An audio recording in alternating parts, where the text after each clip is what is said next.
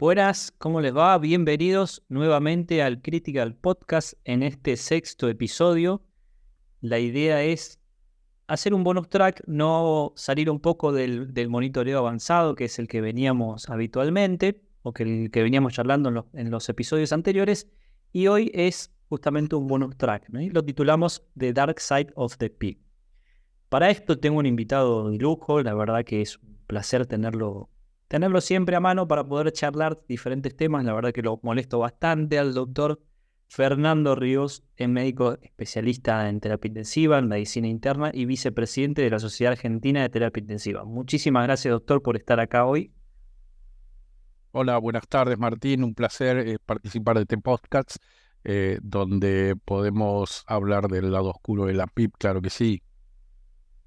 Bueno, ¿no? Es un tremendo placer para mí tenerlo, así que espero que estos 15, 20 minutos que vamos a charlar, que vamos a meternos en este tema de la PIP, que es súper interesante y que se viene charlando desde los inicios, ¿no? De la ventilación mecánica, es una de las herramientas más importantes y uno de los pilares de los tratamientos durante la ventilación mecánica y que siempre presenta controversias, ¿no? De qué tan beneficioso es para los pacientes. Sabemos que tiene beneficios, sabemos que también hay algún lado oscuro, que es lo que queremos hoy debatir y charlar rápidamente. Pero bueno, sabemos bien que la PIP es esa presión al final de la expiración, ¿no? Que mantiene o busca mantener la estabilidad alveolar, mejorar la mecánica propiamente del pulmón, del sistema respiratorio y favorecer la oxigenación. Eso es más o menos em, a grandes rasgos lo que buscamos al titular o al elegir el valor adecuado de PIB, ¿no? Sin meternos en la estrategia para elegirlo. Pero eso es lo que buscamos, ¿no, doctor? Sí, claro, creo que la definición la dijiste perfecto. La PIP es la presencia de presión positiva en las fases expiratorias y el cero es la presión atmosférica, ¿no? Entonces, si no colocáramos un valor de presión positiva en la fase expiratoria, en el sistema respiratorio tendríamos la misma presión que en la atmósfera. Eh, los, yo me remonto a cuando hacía docencia hace muchísimos años y tenía viejos respiradores que no tenían válvula de PIP. Y para generar presión positiva debíamos introducir la rama expiratoria en una columna de agua. Y entonces la cantidad de centímetros que introducíamos la válvula expiratoria en la columna de agua era la PIP y se veía en los relojes neumáticos. O sea, si le introducíamos 10 centímetros, teníamos 10 centímetros de presión positiva. Luego aparecieron diversas tecnologías. Las primeras que contamos eran dispositivos que tenían un resistor y que entonces generaban una resistencia al flujo y eso permitía una presión positiva, pero la sensibilidad del trigger también iba ligada un poco a la válvula de PIP, con lo cual era todo un arte, ¿no? Si modificaba la PIP tenía que modificar el trigger. Esto que suena tan arcaico puede dar una idea a los intensivistas jóvenes o a quienes trabajan en terapia intensiva y manejan respiradores de qué es esto de la PIP, ¿no? Es generar presión positiva en fase expiratoria. Lo maravilloso de la fisiología respiratoria es que no es lineal. Y también eso de maravilloso que tiene, lo tiene de complejo y complicado. ¿A qué me refiero con que no es lineal? Porque al colocar presión positiva en la fase expiratoria, voy a incrementar la presión media del sistema y eso suele redundar en una mejora de los volúmenes pulmonares y una mejora de la oxigenación, sobre todo en situaciones donde tengo pérdida de compliance o una pérdida de elasticidad por diversos motivos, como puede ser un distrés o un edema pulmonar de características cardiogénicas o hidrostáticas. Entonces, al yo colocar PIP, voy a abrir las unidades alveolares que estaban colapsadas y voy a aumentar la capacidad residual funcional y va a aumentar la oxigenación. Pero eso tiene un límite. Primero, el primer gran problema es que solemos imaginarnos al pulmón como una única unidad y en realidad estamos hablando de millones de unidades y que tienen características físicas distintas. Entonces, cuando yo coloco PIP, Colocó en el tubo endotraqueal y en la tráquea una presión positiva que se distribuye en millones de unidades alveolares que tienen distintas características. Y por ende, el impacto en cada una de esas unidades alveolares va a ser diferente, ya sea si se trate de zonas declives y que están recibiendo todo el peso gravitacional de las unidades que tienen arriba, si se trata de unidades que están más arriba y menos comprometidas o con menos, sobre todo el tema de la vecindad en la unidad alveolar afecta mucho la física y la estabilidad del alveolo, ¿no? O sea, si yo tengo una unidad alveolar colapsada, la vecina va a sufrir la tracción y va a tener también consecuencias físicas de toda su estructura. Cuando coloco PIP, va a haber unidades que se abren y que se mantienen abiertas y que están muy bien. Va a haber otras que probablemente no se notifican que hay un incremento de la presión positiva a ese valor que yo elegí. Y va a haber otras que probablemente sufran distensión. Entonces, cuando yo le decía el efecto no es lineal, tiene que ver que si yo voy incrementando mis valores de PIP progresivamente, va a haber un punto en donde los efectos adversos, la distensión, van a superar al beneficio que estoy obteniendo. Y el desafío en la clínica es tratar de encontrar ese punto donde el beneficio que obtuve al colocar presión positiva comienza a perderse, comienza a esfumarse o, si fuera una balanza, se desequilibra, ¿no? Los efectos adversos, el lado oscuro aparece. Recordemos que el corazón y el pulmón son una unidad y la PIP tiene fuertes efectos hemodinámicos. Ya está demostrado que cuando el corazón derecho sufre un incremento de la carga con dilatación y caída de su función por efecto de colocación de presión positiva, que genera un incremento de la resistencia y de lo que sería la poscarga del ventrículo derecho, esos pacientes incrementan mucho su mortalidad. Independientemente de que quizás yo haya logrado una apertura y haya, por imágenes, no una apertura pulmonar por imágenes, o sea, ecografía o tomografía, y que haya logrado un incremento en la oxigenación. O sea que yo tengo una paradoja. Tengo un método como la ecografía y la tomografía que me dice, abriste unidades alveolares al colocar un valor X de PIP, mejoró la oxigenación, sin embargo, al deteriorar la hemodinámica del paciente, esto va a tener un deleterio efecto sobre la mortalidad en el paciente. No sé si fui claro o me extendí mucho o me enredé tanto en mi emoción por hablar un poco de estos temas. No, fue clarísimo, clarísimo desde el principio al final. Es sumamente interesante esto de la interacción cardiopulmonar, pero antes, sin meternos mucho en ese tema, hay dos palabras claves que dijo usted que me gustaría ahondar, sí, en esas dos. Usted habló de sobredistensión y áreas de colapso. ¿Qué sería peor, la sobredistensión o el colapso? Hace unos años te hubiera dicho el colapso, definitivamente. Creo que hoy ya no soy tan terminante, creo que nadie ya es tan terminante. La sobredistensión genera bili, genera señales inflamatorias, disrupción del tisular y la sobredistensión incluso ya sabemos que puede potenciar o iniciar daño a órganos lejanos, incluso por, por tensión mecánica, como o una cosa muy de los últimos meses es el daño inducido a nivel cerebral por la ventilación mecánica injuriante, pero ya desde antes hablábamos de daño renal por la ventilación mecánica injuriante, daño intestinal, y ya recién hablamos del compromiso hemodinámico. Pero ahora estamos hablando de algo más que mecánica, ¿no? Estamos hablando que la presión positiva genera distensión de tejidos y esto genera señales inflamatorias que pueden generar apoptosis y muerte celular a distancia.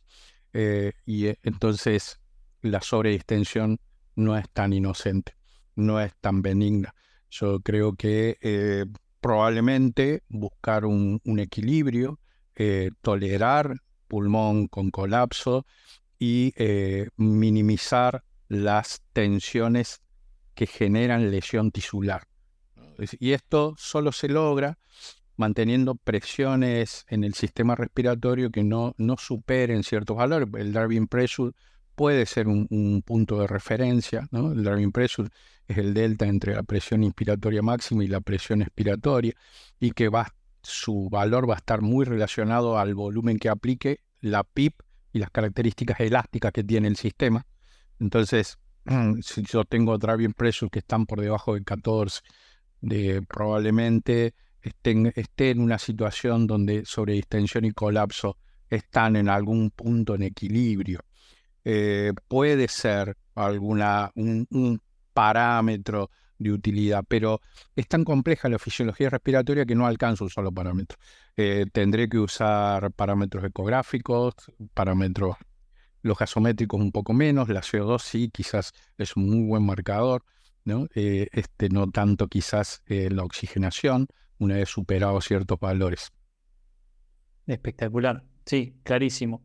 Y otra de las palabras que me pareció clave es cuando te nombra el equilibrio, ¿no? Esa es la panacea de la titulación de la PIP. Sabemos que tanto la sobredistensión, por todo lo que usted acaba de explicar muy claramente, y el colapso no son lo ideal. Lo ideal es buscar ese equilibrio. Tuve la suerte de estos últimos 2 años, trabajar con la tomografía por impedancia, y hay algunas estrategias, esto que propone Costa, ¿no? De el punto de equilibrio entre la sobredistensión y el colapso, pareciera acercarnos un poco más a ese valor, tratando de disminuir estas dos situaciones, que creo que no vamos a encontrar nunca el valor exactamente ideal, pero sí se acerca mucho al equilibrio, porque además es sumamente gráfica la situación, ¿no? Con el TIE, al ver exactamente las áreas que están recibiendo los cambios de impedancia o cambios de volúmenes, y el equipo decirte cuál es el punto de equilibrio de esas dos áreas, la verdad que nos acerca mucho. Y coincido plenamente con todo lo que dijo usted anteriormente. Pero además del pulmón, hay otro actor, ¿no es cierto?, en el sistema respiratorio, además del corazón, obviamente, que es el diafragma, ¿no? ¿Qué pasa con el diafragma y la PIP? Bueno, respecto a lo que hablábamos de la complejidad y todos los avances en el conocimiento que nos han puesto nuevos desafíos, entender y comprender el funcionamiento del diafragma en situaciones de insuficiencia respiratoria con colapso de unidades alveolares es algo que también estamos explorando y aprendiendo. Claramente, el diafragma tiene fórmula de cúpula, y tradicionalmente nos decían que funciona activo en inspiración y durante la fase expiratoria es una relajación pasiva.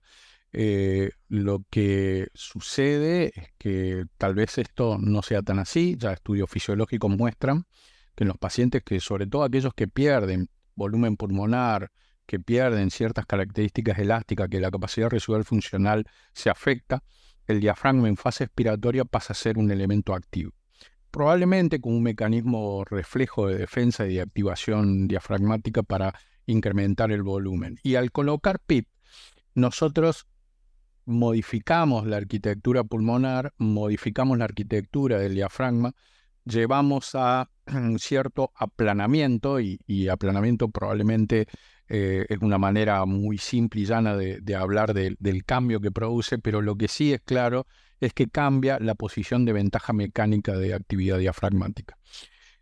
Hay estudios que muestran que a más valor de PIP se produce una mayor cantidad de atrofia de las fibras musculares, y esto se asocia a una mayor debilidad diafragmática.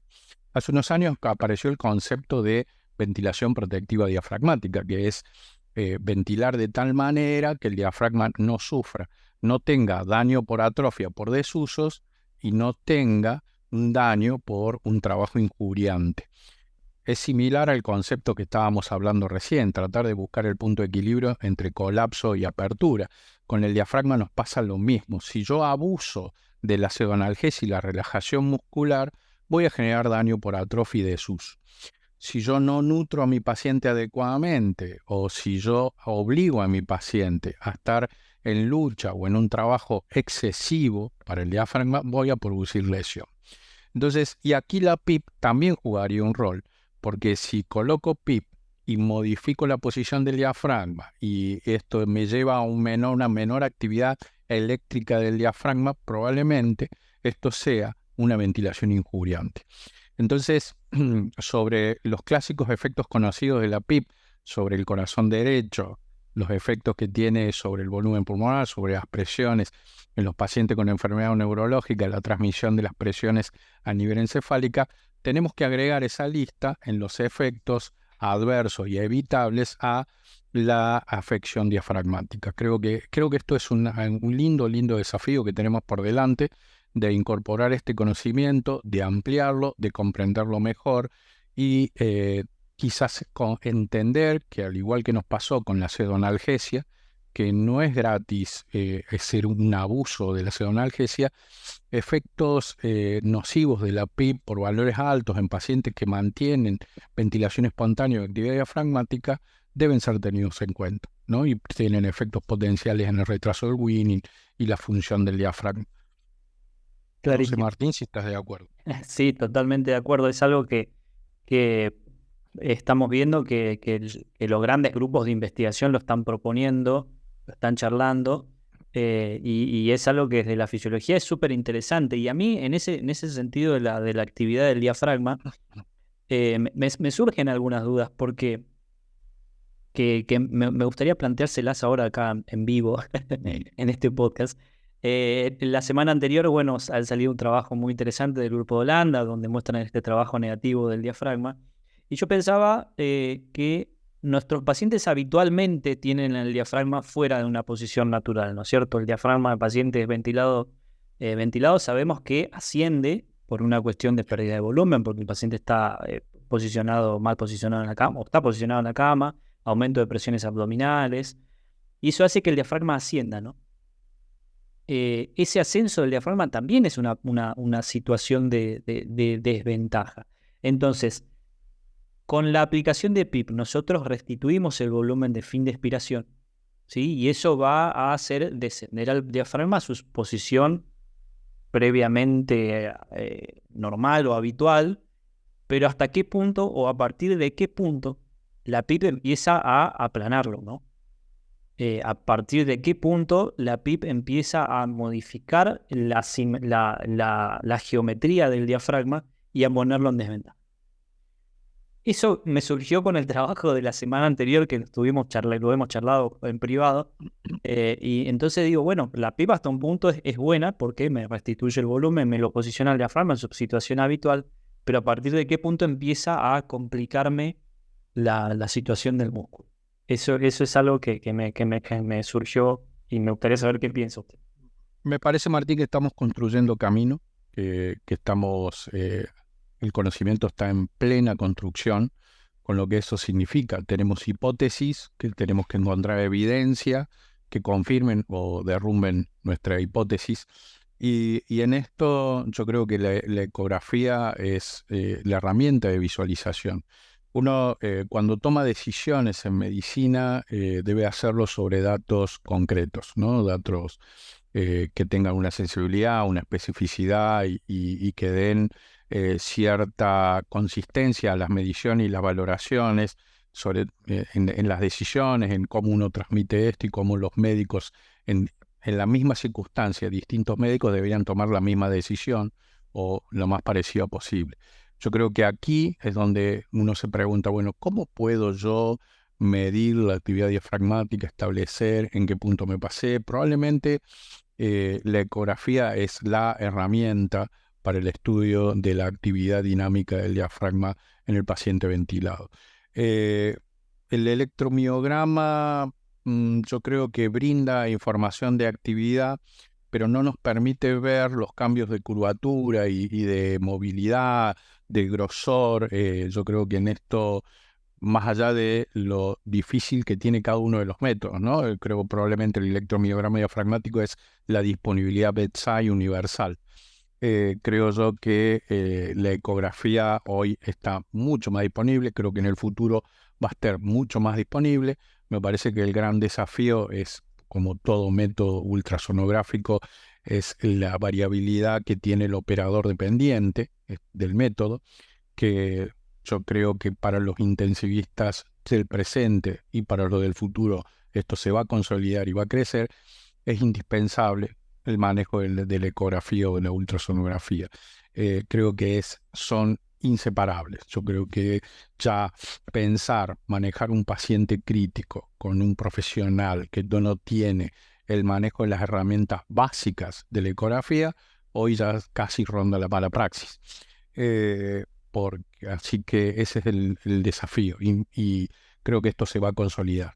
Dentro de este universo de herramientas que nos brinda o de posibilidades que nos brinda la ecografía, la visualización y observación de la actividad diafragmática es importante. Y yo creo que probablemente la visualización del cambio morfológico y de actividad en función de la PIP va a ser importantísimo. Podemos ver el trabajo respiratorio modificado de otra manera y sí, quizás una sonda balón esofágica nos permitiría hacer las evaluaciones del trabajo respiratorio, pero esto es invasivo, también requiere de entrenamiento, si bien no es tan dependiente del operador, pero requiere de un profundo entrenamiento en colocar adecuadamente el balón, calibrar adecuadamente el equipo e interpretar adecuadamente la lluvia de información que nos provee un balón esofágico, ¿no? Porque la información que provee es mucha, es mucha. Cuando hablamos trabajo, quizás probablemente sea la mejor manera de aproximarnos en la clínica al trabajo, pero requiere de un gran entrenamiento y un gran conocimiento y que probablemente para el médico de llano de todos los días eso sea algo bastante difícil y de alcanzar y de obtener y de poder usarlo como herramienta de trabajo en la clínica diaria. Clarísimo, Doc. Bueno, espectacular. Agradecerle nuevamente por esta charla que podríamos seguir, creo que un par de horas más con estos temas que tanto nos entusiasman y nos gustan. Así que bueno, le agradezco muchísimo haber estado acá. ¿Quiere dejarnos algún consejo más antes de cerrar? Sí, claro, que primero que la PIP es algo que tiene muchísimos efectos y que depende de la circunstancia. No es lo mismo en una enfermedad aguda que una enfermedad crónica, en una agudización de una enfermedad crónica como la EPOC, o aplicarlo vía no invasiva en circunstancias como las que estábamos hablando, o en paciente con lesión neurológica aguda, que probablemente cada uno de estos escenarios merezca un podcast. Así que cuando quieras participo. Que hoy tocamos los efectos de la PIP sobre el diafragma y un poco la relación distensión y colapso, y que es muy importante para los médicos comprender que las fórmulas mágicas todavía no existen, que el conocimiento está en construcción, que hay que tener la cabeza abierta e incorporar nuevos conocimientos, que el futuro es muy desafiante y apasionante a la vez, ¿no? Así que muchas gracias, Martín, por este tiempo. Bueno, Doc, muchas gracias a usted. Así que bueno, de esa manera vamos cerrando este sexto episodio con este bonus track que espero que lo hayan disfrutado tanto como yo. Así que bueno, nos vemos en el próximo episodio de este Critical Podcast.